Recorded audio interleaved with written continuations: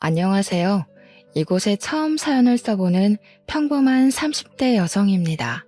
저는 작은 중소기업에 다니는 직장인이었습니다. 그곳에서 5년 넘게 일하고 지금은 작은 카페를 운영 중입니다. 그곳을 왜 그만두게 되었는지, 저와 엄마에게 무슨 일이 있었는지 하소연하려고 이렇게 글을 올리게 되었습니다. 원수는 외나무 다리 위에서 만난다는 일이 있잖아요. 저는 딱 그런 사연을 가지고 있습니다. 저는 어려서부터 공부를 야무지게 잘했습니다. 어릴 때 아빠가 돌아가셔서 엄마 혼자 저를 기르셔야 했기 때문에 친구들이 다니는 학원, 과외 한번 못 다녀보고 공부를 해야 했습니다. 그래도 기본 머리가 좋아서인지 시험을 보면 잘 보곤 했죠. 대학까지는 장학금도 받고 잘 다녔는데 취업을 하려고 보니 스펙이 좀 딸리더라고요. 친구들은 어학 연수다 뭐다 하면서 다들 스펙을 쌓아가는데 저는 그럴 형편이 안 되었어요. 등록금은 장학금을 받았다고 해도 생활비는 제가 벌어 써야 했기 때문에 어려웠습니다. 대기업으로 서류를 넣을까 망설이다가 그냥 작은 중소기업에 지원하게 되었죠. 대기업만큼은 아니더라도 복지나 성과급 같은 곳에서는 별로 안 밀리는 곳으로 지원을 했습니다. 제가 일을 시작하니 엄마의 얼굴이 확 피는 게 보이더군요. 저는 참 잘 선택했다 생각을 했습니다. 회사에서도 제 능력을 높이 사서 저는 금방 회사에서 자리를 잡을 수 있었습니다. 작은 회사였기 때문에 사장님 눈에 들어 저를 참 예뻐해 주셨죠. 사장님은 저에게 전반적인 회사 일을 맡기시곤 했어요. 회사 임원들이나 하는 일들을 맡아 하면서 저에 대한 기대가 크다고 허허허 웃으시곤 하셨죠. 저희 사장님은 참 인상이 좋으셨어요. 보통 중년이라고 가지고 있는 똥배도 안 가지실 정도로 자기 관리에 철저하게 관리를 하셨기 때문에 저도 사장님이 참 대단하고 멋진 분이라고 생각했습니다. 나중에 저도 중년이 되면 그렇게 늙어야겠다는 생각을 했으니까요. 자기 개발도 철저하시고 직원들에게도 그런 것을 적극적으로 권하시곤 했어요. 계절마다 사람들을 초청해서 자기 개발 강의를 들려주고 배우고 싶은 사람은 신청만 하면 원하는 공부를 시켜주는 등 정말 지원 복지에도 많은 노력을 기울이시는 분이셨죠. 저희는 작은 회사지만 튼튼한 회사, 깨끗한 회사를 만들자는 그분의 뜻에 따라 열심히 일했습니다. 저희는 내열 소재 불연성 플라스틱을 개발하고 그것을 제품으로 만드는 일을 했는데 요즘 건축 자재의 화재로 많은 사람이 다치고 죽잖아요. 불연성 플라스틱을 건축 자재로 이용하려는 개발을 준비 중이었습니다.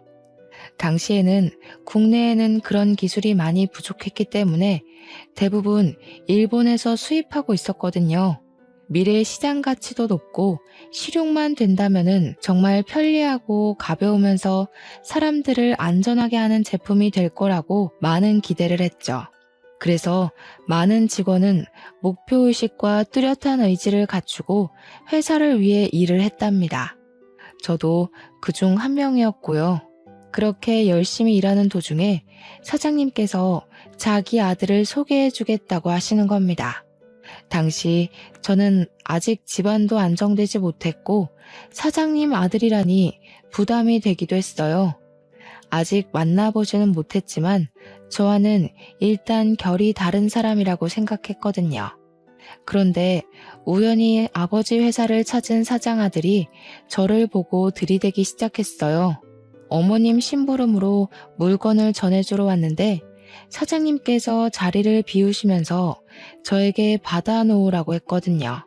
사무실 안으로 들어온 그는 처음 보는 저의 얼굴을 유심히 보더니 쇼핑백을 건네주었습니다. 몇 살이에요? 여기서 오래 일했나요? 처음 보는 것 같은데. 왜 그동안 못 봤지? 몇 번인가 왔던 것 같은데 다들 어디 갔어요? 그는 주위를 휙 둘러보더니 저만 있는 것을 확인하고 다시 저에게 고개를 돌렸습니다. 네, 다들 사장님하고 잠시 나갔어요. 저는 사장님께서 아드님이 온다고 물건 좀 받아놓으라고 시키셔서 남아 있었습니다. 여기 일한 지는 3년 정도 되었는데요. 저도 아드님은 처음 뵙네요. 그는 눈썹을 치켜뜨더니 고개를 끄덕이더라고요. 근데 왜 나이는 말 안 해줘요? 제가 물어봤는데. 언제 퇴근해요? 아버지가 일찍 퇴근시켜줘요? 일 많이 시키죠. 음식은 뭐 좋아해요? 소개팅도 자리도 아니고 맞선 자리도 아닌데 그의 질문에 점점 기분이 나빠지더라고요. 저는 그를 향해 눈을 찌푸렸어요. 지금은 근무 시간이라서 길게 답변 못 해드리고요. 저는 모르는 사람에게 함부로 제 나이 공개 안 합니다. 물건 전에 받았으니 이만 돌아가셨으면 좋겠네요. 사무실에 외부인이 오래 머물면 안 되거든요. 이만 나가주세요. 저는 그의 등을 떠밀다시피 하며 밖으로 쫓아내버렸습니다. 무례하고 기분이 나빴어요. 아무리 사장 아들이지만 저를 그렇게 대할 이유는 없잖아요. 퇴근 시간이 되자 저는 가방을 챙겨서 버스를 타고 밖으로 걸어가는데 그가 차에서 내리며 저에게 다가오더라고요. 퇴근하냐는 말에 저는 무시하고 그냥 가던 길을 가고 있는데 그가 다가오면서 말을 걸더라고요. 혹시 아까 저 때문에 기분이 나빴어요? 기분 나쁘라고 한 말은 아니었는데 미안해요. 저는 혜원 씨가 너무 마음에 들어서 그랬어요. 제 소개 다시 할게요. 저는 이동원이에요. 저는 제 이름을 알고 있는 그를 향해 고개를 돌렸습니다. 그는 머리를 긁적이면서 저를 쳐다보더라고요. 제 이름 어떻게 알았어요? 저는 말해드린 적도 없는 것 같은데. 뭐죠? 저한테 왜 이러시는 거죠? 사실 오늘 아버지가 혜원 씨랑 저랑 엮어주려고 일부러 시킨 일이에요. 저는 사실 몇 번 멀리서 혜원 씨를 봤거든요. 아버지가 말 꺼낼 때 옳다구나 하고 받아들였죠. 그런데 혜원 씨가 저를 만나보기도 싫다고 해서 제 얼굴 보여줄 방법을 생각하다 보니까 이렇게 되었네요.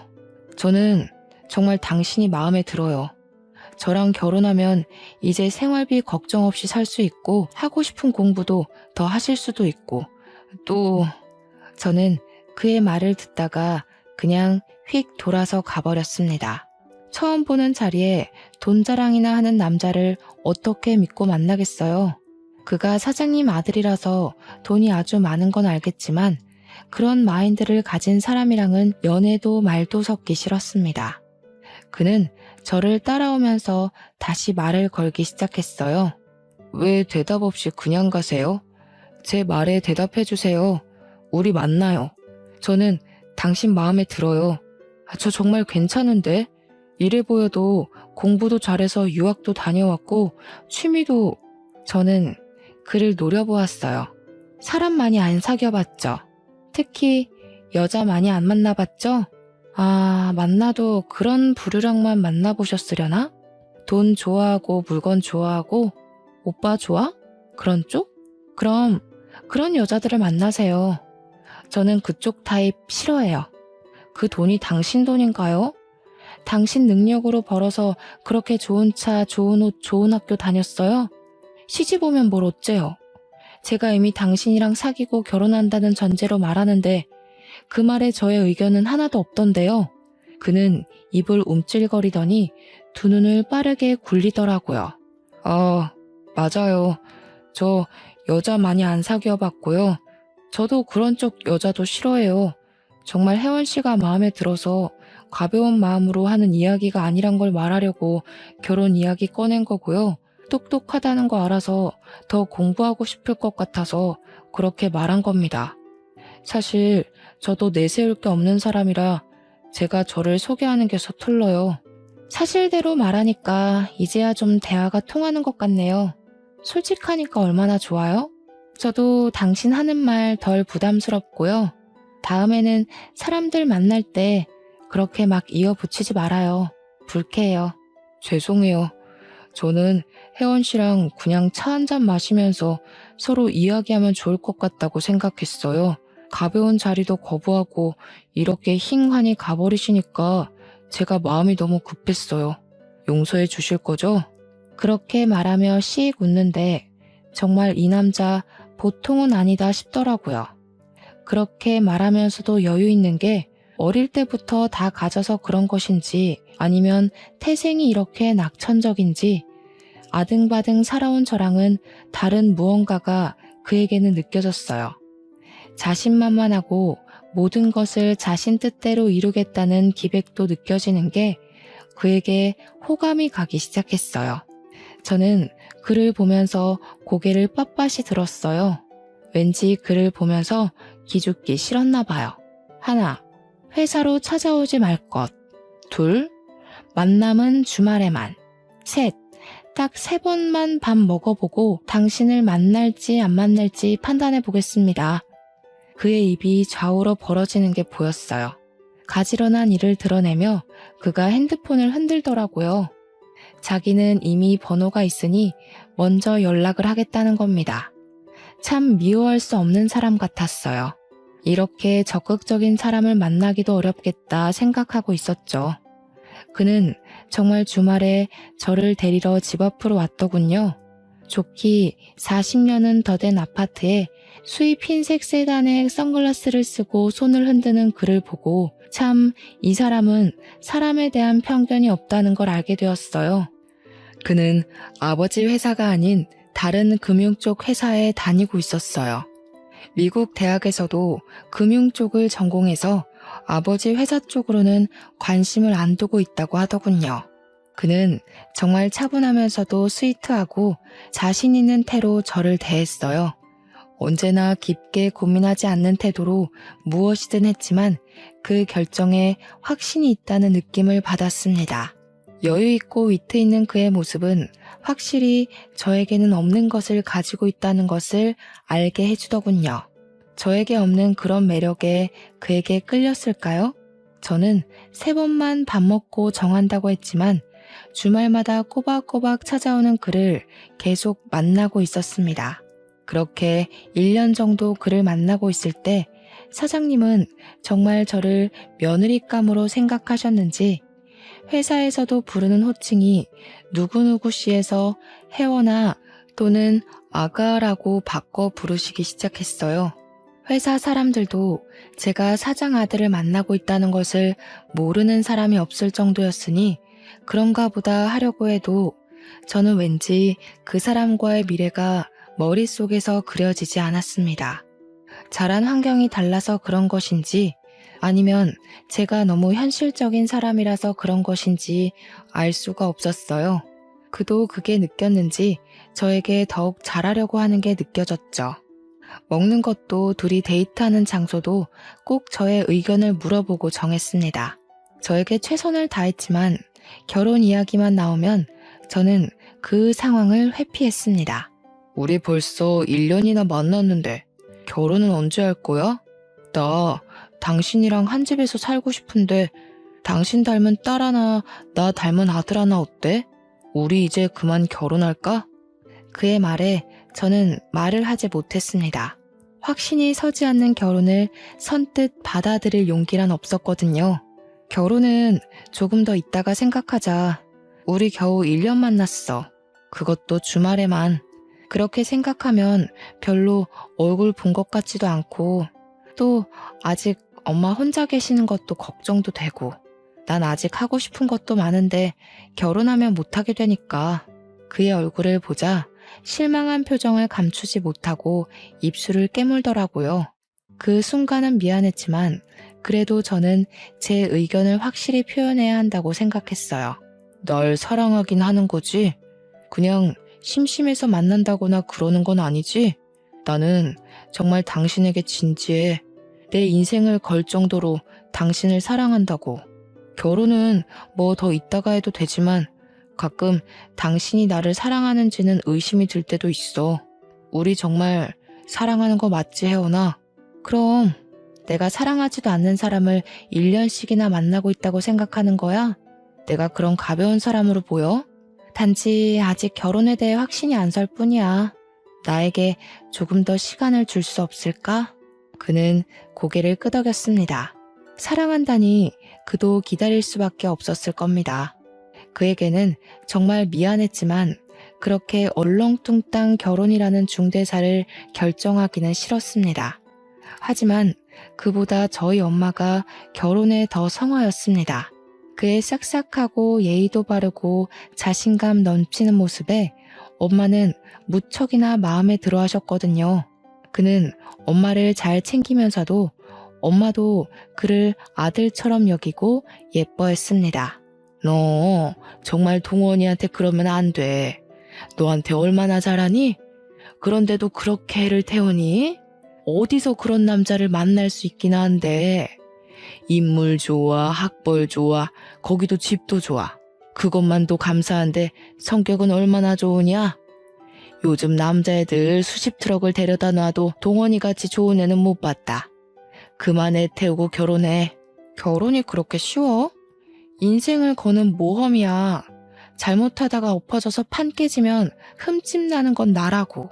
그는 나랑은 환경부터 다른 사람인데 지금이야 나 좋다고 다 맞춰주고 예뻐해주지만 나중에 꿀물 떨어지면 나만 새될 수도 있다고. 너는 무슨 애가 옛날 마인드로 사니? 요즘 이혼이 흠측이나 끼는 줄 아니?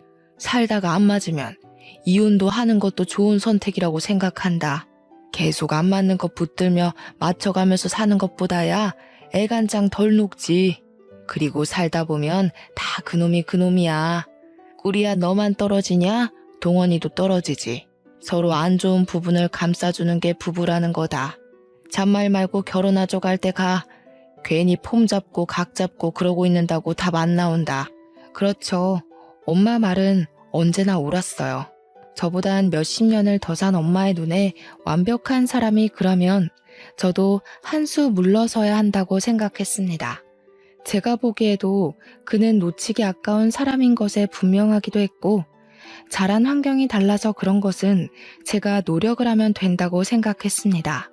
주말에 그를 만나면 저는 결혼을 하자고 말할 생각이었습니다.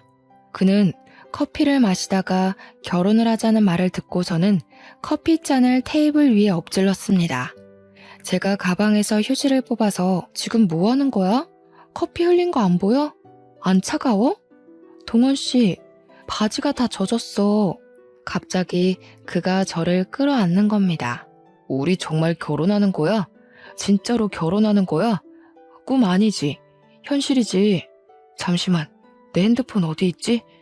결혼하려면 식장 먼저 잡아야 하나? 아니면 집을 구해야 하나? 아니지. 먼저 키스를 해야 하는 거지? 저는 그를 밀치며 노려보았어요. 저렇게도 좋을까? 평소에는 장난기보단 진중한 사람이 저런 말도 다 하는구나 싶었어요. 그리고 정말 그 많은 사람 앞에서 저에게 입술을 붙였습니다. 사랑한다, 잘해줄게, 온갖 달콤한 말을 꺼내더니 제 손을 잡고 카페를 나오는 겁니다. 당장 부모님께 인사를 하고 결혼을 하자고요. 얼마나 기다렸을까 미안한 마음이 들었습니다. 저는 그를 껴안고 진정시키면서 제대로 날 잡고 부모님끼리 인사도 해야 결혼식 날짜를 잡을 수 있는 거라고 차분하게 설명을 했습니다. 순간 그가 입을 삐죽이며 실망을 하더라고요. 절차가 너무 길다는 겁니다. 그래도 일륜지 대사 쉬운 게 있나요? 안 된다고 딱 잘라 말하고 상견례 자리를 잡아야 한다고 말했습니다. 그날부로 사장님은 정말 저를 며느리로 생각하셨는지 직원들이 퇴근한 빈 사장실에 저를 따로 부르셨습니다. 사장님을 따라갔더니 사장실 벽에 큰 액자를 치우시더라고요. 그 안에는 작은 금고 하나가 들어있었습니다. 그리고 그 금고를 열고 저에게 안에 있는 것들을 보여주셨어요. 안에는 금괴 수십 개와 그리고 서류 뭉치와 장부가 들어있었습니다. 제게 장부를 보여주시더니 앞으로 저에게 관리하라고 하시는 겁니다. 아들은 이 일에 관심도 없고 하기 싫어하니 회사 일도 잘하고 성실한 저를 며느리감으로 삼았다고 말입니다. 회사를 제가 물려받았으면 좋겠다고 하시는 겁니다. 아가, 혜원아, 이제는 이 회사는 네 것이다. 동원이는 이쪽 일은 전혀 할래도 아니고 아마 적성도 안 맞을 거다. 걔 성격에 이런 일을 할 애가 되지를 못해요. 그러니 앞으로 너는 나한테 잘 배워서 이 일을 계속하면 되는 거야. 저는 생각지도 못한 말에 입을 떡하니 벌렸습니다. 장부를 넘겨보니 제가 보던 장부와 조금 차이가 있었습니다. 거래 내역이나 수량 같은 게 달랐습니다. 한마디로 분식회계였습니다. 저는 이것을 보고 두 눈을 크게 뜨자 사장님이 제 손을 살포시 잡는 겁니다. 놀란 거 다 안다. 그래, 놀랐을 것이다. 보던 거랑 조금 다르지? 하지만 이게 현실이다. 사람들은 다 원래 이런 거야. 실제를 부풀리고 없는 것을 만들어내고 다 그렇게 사는 거지. 그러니 죄를 짓는데 생각하지 말고 하면 돼 그럼. 그게 진실이 되는 거란다. 저는 자료를 넘겨보며 입술을 바짝 깨물었습니다. 저희가 만들고 있는 불연성 플라스틱은 가짜였습니다. 실험을 조작하고 그럴듯하게 보이게 하고 재료를 수입해와서 사용하는 겉으로만 번지르르한 가짜. 그것을 실험에 통과시키고 이게 유통이 된다면 사람들은 이것을 진짜처럼 사용하게 되는 겁니다. 하지만 바로 내색은 하지 못하고 그대로 다시 장부를 안으로 밀어 넣었습니다. 이제 너에게 나의 비밀을 말하는 것은 네가 우리의 식구가 됐기 때문이다. 그리고 정말 내 뒤를 이을 아이라는 것을 알기 때문이야. 내가 세우고 지켜온 회사를 너와 함께 할 수 있다니 기쁘구나.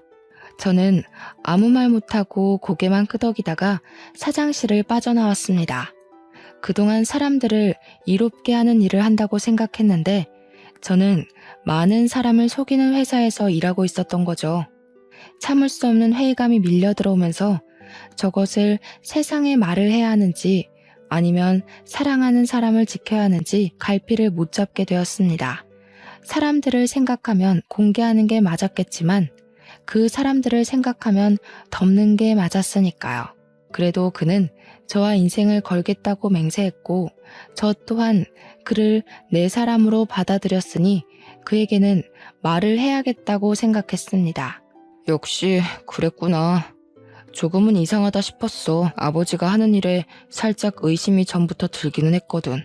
아직까지 국내 기술로 그걸 만들기는 힘드니까. 그 기술 적으로 일본이 최고이기도 한데 그것을 뛰어넘는 연구 성과를 냈다고 말했었으니까. 눈치를 채고 있었던 거야? 그럼 왜 이제껏 말을 안 한 거야? 아버님께 그러면 안 된다고, 많은 사람이 다친다고 말 한마디 할 수 있는 거 아니야? 난 의심만 할 뿐 확증을 가진 게 없잖아. 그쪽에 대해 잘 알지도 못하고 내가 아는 건 기술력 가지고 금융의 흐름을 보는 것뿐인데 뭘 가지고 말해? 아버지가 나에게 회사 일에 대해서는 잘 말씀도 안 하셔. 그럼 어떻게 하지? 난 정말 내가 그런 사기를 치고 있을 거라고 생각하지도 못했어. 많은 사람들 이롭게 하는 기술을 내가 회사에서 일한다고 생각했는데 그게 모두 거짓말이었다니. 당신 생각하면 묻어야 하는데 내 양심이 그걸 허락을 못하겠고. 완전 가짜는 아닌 거잖아.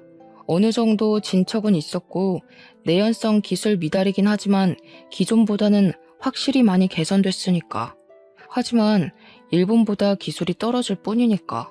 그리고 당신이 그런 마인드로 회사를 물려받고 그때는 정말 그 기술을 만들고 그것이 현실이 되도록 운영하면 되지 않을까? 아버지랑 다르게 회사를 운영하면 되잖아. 그의 말에 저는 입술을 꽉 씹었습니다. 그의 말대로 정말 없는 기술은 아니었고 기준 미달의 기술. 저는 이도저도 못한 상태가 되었습니다. 꿈을 키운 회사를 배신하는 건 쉬운 일이 아니니까요. 그것도 사랑하는 사람의 아버지 회사였습니다. 그러는 사이 우리의 결혼 준비는 착착 진행되고 있었습니다. 상견례를 위해 레스토랑을 잡고 당일이 되어 엄마를 모시고 그곳으로 향하고 있었을 때였습니다. 그에게 갑자기 전화가 오더라고요. 회사에 일이 생겨서 급하게 지방을 다녀와야 한다고요. 일단 저에게 먼저 가서 상견례를 진행하라는 거였습니다. 어차피 저희는 양쪽 부모님을 알고 있었고 부모님들끼리 보는 자리였으니 저는 알겠다고 하고 레스토랑으로 향했습니다. 그런데 그날따라 주차장에 자리가 없는 겁니다. 몇 바퀴를 돌고 나서야 저는 약속 시간이 촉박해지니 엄마 먼저 내려드렸어요. 사장님 내외를 기다리게 할 수는 없잖아요. 엄마를 내려드리고 한 바퀴를 돌고 오니 다행히 자리가 있더라고요. 저는 바로 그곳에 차를 주차하고 위로 올라갔습니다. 그런데 위에서 큰 고성이 울리는 겁니다. 그 소리는 딱 들으니 엄마와 사장님의 목소리였습니다. 저는 놀래서 달려가다가 계단 옆으로 숨었습니다. 왜 그렇게 숨었는지 저도 잘 모르겠어요. 그냥 그 상황이 두 분이 얼굴을 붉히는 그 기시감이 저를 숨게 만든 것 같아요. 숨어 있으면서도 목이 바짝 타들어가더라고요. 뭔가 일이 있다, 큰 일이 있다는 걸 직감적으로 알고 촬영을 해야 한다는 생각이 번뜩 들었습니다. 그렇게 빼꼼히 핸드폰 렌즈만 내놓고 두 분의 이야기를 들었습니다. 당신 뭐야? 뭔데 여기 있는 거야? 그동안 그렇게 잘 살았어? 아주 신수가 훤한 게 죄 지은 것은 홀라당 다 까먹었나 보네. 어떻게 그렇게 사진 멀쩡하게 살아있을 수가 있는 거지? 엄마의 얼굴은 잔뜩 일그러져 있고 시뻘개져 있었습니다. 엄마를 보는 사장님의 표정은 벌레를 쳐다보는 듯 찡그리고 있었죠. 뭐라고? 지금 뭐라고 말하는 거야? 내가 무슨 죄가 있다고 숨어 살아야 하는 거지? 난 아주 당당해. 하늘 아래 부끄러운 게 없는 게 나라는 사람이야. 어디 가서 그 주둥이 함부로 놀리지 말고 살아. 그러다가 큰 곤욕이라도 치르면 어떻게 하려고 그래? 경배기처럼. 경배기는 저희 아빠의 이름이었습니다. 그렇다면 사장님은 저희 아빠를 알고 있었다는 거였습니다. 저희 아빠는 제가 3살 때 돌아가셨기 때문에 기억도 잘 나지 않았습니다. 그런데 사장님 입에서 그 이름이 나오자 저는 온몸에 소름이 돋아올랐어요. 직감적으로 두 분이 무슨 일이 있다는 것을 알게 되었어요. 엄마는 사장님의 멱살을 잡고 흔들었습니다. 뭐야? 어디서 그 이름을 함부로 입에 올려? 당신 같은 버러지한테 함부로 불릴 이름 아니야. 당신이 그때 그 사람 연구만 빼돌리지 않았으면 그 사람이 그렇게 허망하게 갔겠어? 인두껍을 쓰고 어떻게 그럴 수가 있는 거야? 하늘 부끄러운 게 없어? 내가 알아. 당신이 저지른 그 도둑질 내가 안다고. 사장님은 자신의 멱살에서 엄마의 손을 떼어내셨습니다. 어디서 누가 그러대? 증거가 없으면 정말 범죄라고. 증거 있어? 증거 있냐고. 그 연구가 누구 손에서 어떻게 개발되었는지 증명이나 할 수 있으면 그때 해. 누가 그렇게 사람 쉽게 믿고 자신의 업적을 보여주래? 이미 30년 가까이 지난 일이야. 증거도 물증도 없으면서 사람을 이렇게 몰아가면 명예훼손으로 고소당해요. 알겠어? 남은 자식이라도 잘 간수해야지. 딸 지혜 잘 지내고 있지? 지금쯤 몇 살이려나? 그러자 엄마는 사장님의 뺨을 쳤습니다. 어디서 그의 이름을 입 밖으로 꺼내? 내가 남편 잃고 뱃속에 둘째까지 잃고서 매일같이 빌었어. 당신 죽여달라고. 당신 차지를 비틀어달라고. 하늘도 참 무심하시지.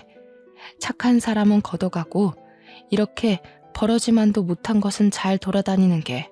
아니, 귀신도 더러워서 안 데려간다는 건가? 사장님은 엄마에게 시뻘건 얼굴을 들이미셨어요.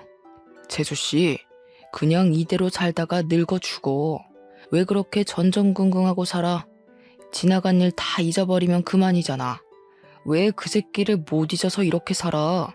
그 얼굴이었으면 시집을 가도 10번을 더 갔겠구만. 청승 그만 떨고 남은 자식이나 건사 잘하고 살아. 어? 계속 그 일 입에 담으면 내가 당신도 딸도 어떻게 할지 몰라서 그래. 알겠어? 저는 손발이 덜덜 떨려왔습니다. 엄마에게 아빠가 연구원으로 일하시다가 작은 회사를 세웠다고 들었습니다. 미생물을 이용한 당시로서는 혁신적인 비료법을 개발 중이셨다고 합니다. 그 개발은 성공적으로 이루어졌고 거의 완성 단계에 이르렀습니다. 아빠는 사회를 세우면서 친한 친구로 회사를 불러들이셨다고 하네요. 연구원으로 고용을 하신 거죠. 그런데 그 친구가 그 기술을 빼돌려 본인이 완성 후 특허 신청을 내버렸답니다. 아빠는 그대로 모든 기술을 빼앗겨버리고 그 충격으로 뇌출혈로 쓰러지시고 손 쓸 틈도 없이 사망하셨고 하셨어요. 당시 엄마의 뱃속에는 저의 동생이 있었는데 아빠가 돌아가신 충격 때문인지 9달이나 된 동생을 사산을 하셔야 했습니다. 저의 이름은 원래 지혜였습니다.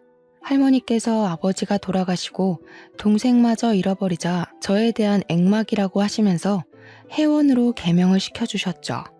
모든 것을 촬영하고 저는 다시 조용히 밖으로 빠져나갔어요. 도저히 그 안으로 들어갈 수가 없었어요.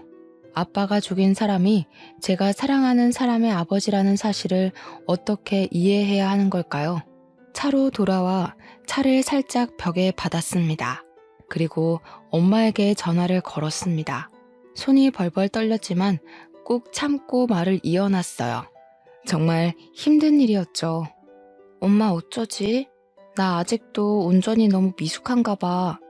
주차하다가 벽에 실수로 박아버렸어. 보험회사 불러야겠는데 아무래도 오늘 상견례는 다음에 미뤄야 할 것 같아. 내가 동원 씨한테 전화할게. 그냥 밖으로 나올래? 엄마는 제 말에 깊은 숨을 내쉬더라고요. 우셨는지 목소리도 가늘게 떨고 계셨습니다. 어머, 너는 괜찮은 거야? 어쩌다가 그랬어? 아유, 너만 무사하면 된다. 사람이 중요하지 차가 중요하겠니? 그래, 자식들이 없는데 어른들끼리 앉아서 뭐 하겠니? 다음에 좋은 날, 운수 좋은 날 잡자. 오늘은 아무래도 날이 아닌가 봐. 좋은 날 보자. 순간 울컥했습니다. 심장이 쪼그라들더라고요. 제가 그를 사랑하지 않았으면 엄마는 그런 비극을 다시 떠올리지 않아도 되지 않았을까? 내가 그 회사를 가지 않았으면 우리는 만나지 않고 살 수 있었을까 하는 생각 말입니다. 엄마가 나오자 엄마를 태우고 집으로 모셔다 드렸습니다. 그리고 회사로 향했습니다. 엄마의 말이 사실이든 아니든 중요한 건 사람은 세월로도 변하지 않는다는 거겠죠. 천사의 탈을 쓴 악마를 저는 고발하기로 했습니다. 아무도 없는 빈 사장실로 들어가 액자를 내려 비밀 금고의 문을 열고 안의 서류들을 핸드폰으로 찍었습니다. 막 사진을 다 찍었을 때 그에게 전화가 오더군요. 혜원아, 어떻게 된 거야? 어머님 상견례 자리 안 나오셨다는데 혹시 무슨 일이라도 있는 거야? 무슨 일인데 연락도 없이 자리에 안 나온 거야? 저는 그의 목소리를 들으며 흐르는 눈물을 닦고 금고의 문을 닫고 액자를 걸어두었습니다. 동원 씨, 언제 와? 나 지금 동원 씨 좀 보고 싶은데. 나 당신한테 중요한 할 이야기가 있어. 우리 두 사람의 미래에 대해서 진지하게 다시 생각을 해봐야 할 것 같은데 언제쯤 도착해? 그는 순간 꿀먹은 벙어리가 되어버린 듯 아무 말을 못하고 있었어요. 그도 놀랐겠죠. 뜬금없는 제 이야기에 한참을 말을 못하다가 겨우 말을 꺼내더군요. 지금 어디야? 내가 바로 갈게. 일단 만나자. 무슨 말인지 만나서 이야기를 해보자. 별로 안 걸려. 나한테 3시간만, 아니다. 2시간 안으로 너 있는 곳으로 갈게. 어디서 만날래? 너희 집으로 갈까? 저는 자주 보는 집 앞 카페에서 기다리겠다고 했습니다. 그는 제가 카페에 들어간 지 정확히 2시간 만에 도착했습니다. 얼마나 급하게 왔는지 얼굴이 잔뜩 붉어진 채로 안으로 뛰어 들어오더라고요. 그는 자리에 앉지도 않고 저의 얼굴을 뚫어져라 바라보았습니다. 뭐야? 울었어? 얼굴이 왜 그 모양이야? 무슨 일이라도 있었어? 혜원아, 말 좀 해봐. 우리 헤어지자, 동원씨. 우리는 더는 인연이 아닌 것 같아. 난 당신을 사랑하지 않아질 거야. 다시 생각해보니까 당신 숨 쉬는 것도 싫어질 거야. 당신이 밥을 먹는 것도 싫어질 거야. 그렇게 싫어하면서 증오하게 되겠지. 그러다가 우리는 결국 서로 다른 길을 걸을 테고. 지금 무슨 말을 하는 거야? 제대로 알아먹게 말을 해야 알아먹지. 사랑하지 않아질 거는 아직 사랑한다는 거 아니야? 그런데 왜 헤어지자고 말하는 거야? 왜 해보지도 않고 헤어짐을 말하는 건데? 당신 아버지가 우리 아버지를 죽였대. 당신 아버지가 우리 동생을 죽였대. 그런데 어떻게 내가 당신을 사랑할 수가 있겠어? 내가 어떻게 당신을 계속 만나서 밥을 먹고 차를 먹고 숨을 쉬지? 알아먹게 말을 해. 뜬구름 잡듯이 그렇게 두리뭉실 말을 하면 내가 못 알아먹잖아. 우리 아버지가 누구를 죽여? 혜원아, 우리 아버지 그렇게 나쁜 분 아니야. 네가 잘못 알았겠지. 도대체 어디서 무슨 말을 듣고 와서 이러는 건데? 그리고 낮에 찍었던 핸드폰 동영상을 들어 그에게 내밀었습니다. 그는 그것을 보고 손을 덜덜 떨더군요. 자신 아버지의 민낯을 보고 그도 적지 않게 충격을 받았나 봅니다. 깊은 숨을 내쉬며 손을 움켜잡는 그를 보며 저는 예전에 아버지가 돌아가신 일에 대해 추가 설명을 했습니다. 그는 이제 거의 울 듯한 표정을 짓더라고요. 새파랗게 질려있는 그를 향해 저는 이별을 고했습니다. 잘 봤어? 우리가 함께할 수 없는 이유에 대해서 말이야. 나도 처음에 당신 아버지가 우리 아빠를 죽게 만들었다는 말을 믿을 수가 없었어. 난 이 길로 경찰서에 갈 거야. 그리고 그걸 보여주고 우리 아빠가 어떻게 죽었는지 밝혀내야겠어. 나 이대로는 숨을 못 쉴 것 같아. 숨이 안 쉬어져. 동원 씨를 사랑하는 마음은 진심이니까 미리 말하는 거야. 당신은 미리 알아야 할 것 같아서. 저는 고개를 숙이고 눈물을 떨구었어요. 그리고 그의 손에 든 핸드폰을 빼앗아 손에 쥐고 바로 일어섰죠. 그때 그의 손이 저를 붙잡았습니다. 같이 가자. 내가 할게. 당신 말고 내가 신고할게. 이게 진짜라면 벌을 받아야 하는 게 맞는 것 같아. 그게 옳은 것 같아. 같이 가자, 혜원아. 저는 그를 쳐다보았어요. 흔들림 없는 그의 눈빛이 저를 지그시 쳐다보더군요. 이 사람은 그의 아버지와는 다른 사람이었습니다. 죄를 지어도 숨기지 않고 덮지 않는 정직한 사람. 하지만 어떻게 자신 아버지의 죄를 밝히라고 등을 떠밀 수 있을까요? 천벌을 받고 씹어먹어도 모자랄 사람이지만 그래도 저는 이 사람을 사랑하는 걸요. 그의 손에서 손을 비틀어 빼냈습니다. 아니야. 어떻게 그렇게 해. 난 못해, 동원 씨. 당신한테 그렇게 하고 싶지 않아. 나에게는 원수지만 당신한테는 하나밖에 없는 아버지잖아. 자식이 부모한테 그러면 안 되는 거잖아. 내가 해. 그러니까 동원 씨는 빠져. 아버지라도 죄를 지었으면 벌을 받는 게 맞아. 이렇게 내가 손 놓고 있다면 나도 얼굴을 못 들고 다니지. 괜찮아. 그건 내가 감당할 내 업보인 거야. 가자. 같이 가는 게 맞는 것 같아. 그의 손에 이끌려 저는 카페를 나오며 분식 회계도 터트릴 거라고 소리쳤습니다. 그가 뒤를 돌아보며 깊은 한숨을 내쉬며 옅은 미소를 짓더군요. 그의 대답은 죄를 지었으면 벌을 받아야지였습니다. 경찰서로 운전을 하며 그는 저에게 말을 하더군요. 예전 같으면 말이야. 이런 건 그냥 흔한 일이라고 생각했을지도 모르겠어. 그냥 사람들은 다 숨기고 감추고 사니까. 그런데 당신을 만나고 그러면 안 되겠다 생각이 들더라. 뭐든지 당당하게 솔직하게 그게 너무 멋져 보였어. 나는 항상 남에게 주어진 걸 받고 살아서 자신감 있는 척 했는데 당신은 항상 그냥 당당하더라고. 그게 진짜 당당한 건데. 부끄럼 없이 숨김 없이 나도 그렇게 살고 싶어, 혜원아. 저는 그에게 아무 말도 하지 않았습니다. 아마 저희는 서로 가지지 못한 것에 끌려 이 자리까지 왔을지도 모르겠다는 생각이 들더군요. 그는 스스로 제 핸드폰을 빼앗아 경찰에 제출했습니다. 저는 옆에서 그 모습을 지켜만 보았습니다. 아버지 목에 칼을 꽂는 모습을 그저 덩그러니 지켜봤어요. 다음날 회사에서 일하고 있는데 검찰들이 상자를 들고 우르르 몰려왔습니다. 이정만 씨, 당신의 회사에 분식 회계가 있다는 정황이 포착되었다는 신고가 들어왔습니다. 연구 성과도 비리에 포함되었더군요. 당신을 긴급 소환하고 증거를 압수하겠습니다. 하나도 빼놓지 말고 다 담아. 아, 저 액자 띄워봐. 뭐 하는 거야? 분식 회계라니. 안 돼. 거기는 안 돼. 손대지 마. 누구야? 대체 누가 신고를 한 거야? 누구야? 누가 나를? 사장의 눈이 순간 저와 마주치자 울긋불긋해지면서 저에게 다가오시더군요.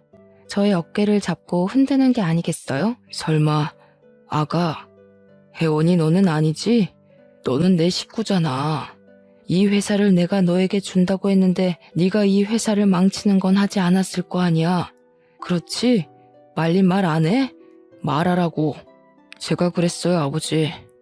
혜원이가 넌지시 말을 하는데 제가 그냥 있을 수가 없더라고요. 비리에 쌓인 아버지 회사를 보세요. 정말 이 회사를 사랑하신 거 맞아요? 이렇게 쓰레기 냄새가 진동하는 데서 회사 운영을 하시려고요? 제발 부끄럽지 않게 살아요, 아버지. 뭐라고?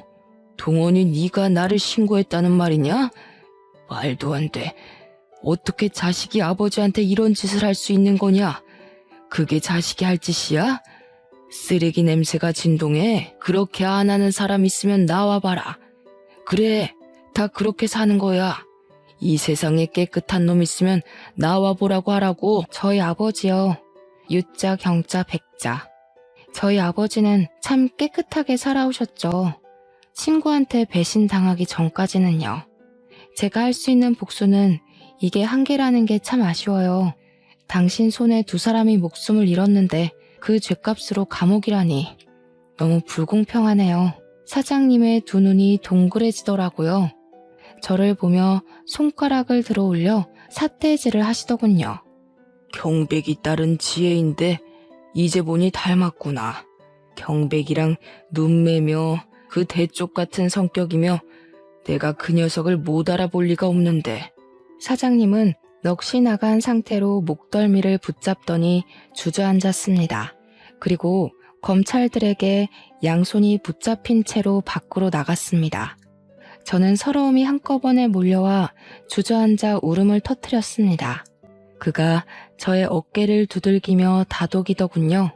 미연, 아버님에게 특허를 돌려드리고 싶었는데 이미 공소시효가 지나버렸대. 그리고 이미 아버지가 팔아버려서 소유권도 되찾지 못했어. 내가 할 수 있는 일은 이거밖에 없어서 미안해. 당신을 붙잡고 싶은데 이렇게 아버지를 버려서라도 당신을 얻고 싶은데 나 참 못났다. 그치? 저는 아무 말 없이 그의 얼굴을 보다가 자리에서 일어났어요. 그때 그의 어머님이 어떻게 아셨는지 헐레벌떡 들어오시더라고요. 대강의 내용을 아들에게 들으시고 저의 손을 꽉 잡으시더군요. 어머 세상에, 네가 경백씨 딸이야? 그랬구나. 난 그동안 저 사람 말에 깜빡 속아 살았구나. 그때 너희 아버지가 갑자기 그렇게 되고 우리도 정신이 없었거든. 남편이 갑자기 돈이 생겨서 사업을 한다고 하지를 않나. 친구가 잘못됐다는데 이상하다 생각은 했지. 그게 그렇게, 아휴, 그 죄를 다 어떻게 갚으려고 그런 짓을 했다니? 동원아, 잘했다. 사람이 죄를 지으면 반드시 돌아오는 법이다. 미안하다, 혜원아. 내가 정말 미안해. 그 말을 듣고 저는 그 사람은 아버지보다 어머니를 닮았다는 사실은 분명하게 알게 되었습니다. 그의 아버지는 검찰 조사를 받다가 저희 아버지와 같은 뇌출혈로 쓰러져서 결국은 중환자실에 입원하는 신세가 되었습니다. 저는 당연히 회사를 그만두고 작은 카페를 차렸습니다. 그는 금융회사를 그만두고 아버지 회사로 들어가 사장이 되었습니다. 저를 찾아와 매일같이 한탄을 늘어놓으며 이건 어떻게 하면 되냐, 저건 어떻게 해야 되냐 물어봅니다. 저희는 어떻게 되었냐고요? 여전히 같아요. 주말마다 만나고 만나서 차도 먹고 밥도 먹고 딱 거기까지 선을 허락했습니다. 그는 언젠가 자신을 용서할 날이 있을 거라고 기대를 하더군요. 그래도 저는 아직도 그와의 미래가 잘 그려지지 않아요. 하지만 그가 그의 아버지의 죄를 짊어지고 저를 향해 용서를 구하며 더욱 정직하고 바르게 살려 한다는 것을 알고 있기에 그 사람을 밀어내지 않고 지켜보고 있습니다. 제 사연은 여기까지입니다. 이렇게 속을 풀어놓으니 마음속에 쌓인 한이 조금은 풀리는 것 같습니다.